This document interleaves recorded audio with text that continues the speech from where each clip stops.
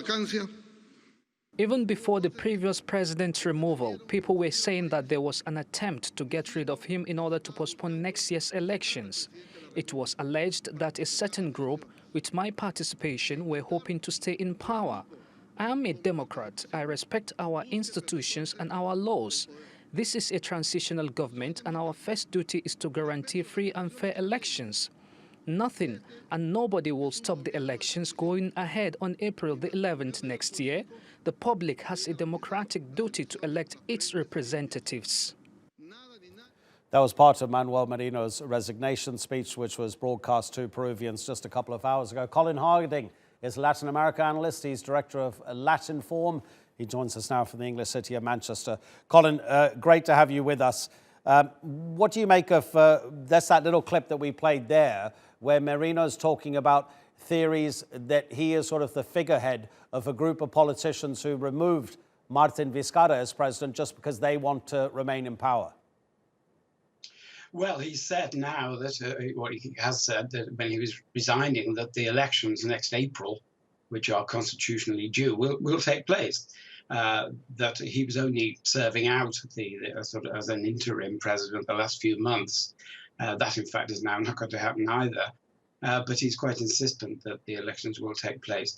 He was certainly a participant in putting together a last-minute coalition of parties. Peru's got a very fragmented Congress, and a whole bunch of small parties got together to dismiss the previous president, Luis Vizcarra, and Merino, who really shouldn't have been in the presidency at all. He was about third or fourth in line.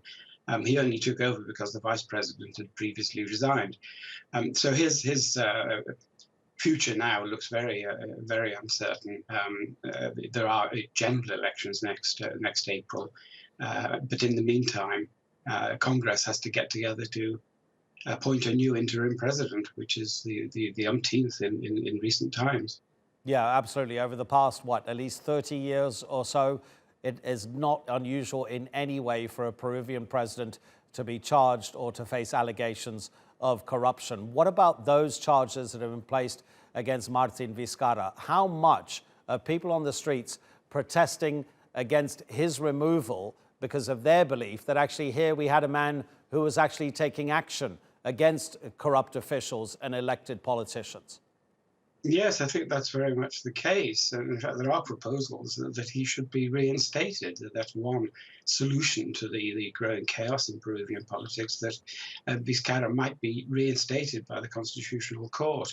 And that we'll have to see if that happens next week. A party that sort of backs Vizcarra has proposed that, and they're going to put forward a motion that that's what should happen. But certainly the opinion polls suggest that Vizcarra still enjoys a support level of about 75%, and that Merino had no credibility at all. So yes, I mean, he was pledged to tackle corruption, which is pervasive in Peruvian politics and Peruvian public life. And of course, it's ironic that he himself was accused of corruption, and that was the ostensible reason why he was removed. Yeah, I mean, you know what? We could talk about corruption in Peruvian politics forever, but let me just switch it back to whoever becomes the next leader, indeed, whoever might win the elections on April the 11th next year. Do you think they've got an impossible job? I mean, Peru's economy is looking at its biggest contraction in a century, and it's suffered extremely heavily from COVID-19. Well, yes, I mean, the economy, which was doing extremely well, has now virtually collapsed. It's in a terrible state.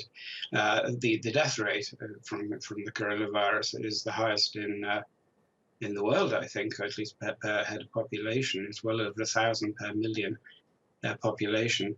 And so, yes, I mean, it's a very thankless task indeed to try and put things together again. And there are no leading figures really that are on the horizon that look at all up to the job. We'll have to see if anybody emerges, but at the moment there's a lot of what they call pre-candidates, but none of them seem to have very much to recommend them really. Colin, thank you so much indeed. Colin Harding, Latin America specialist, speaking to us from Manchester.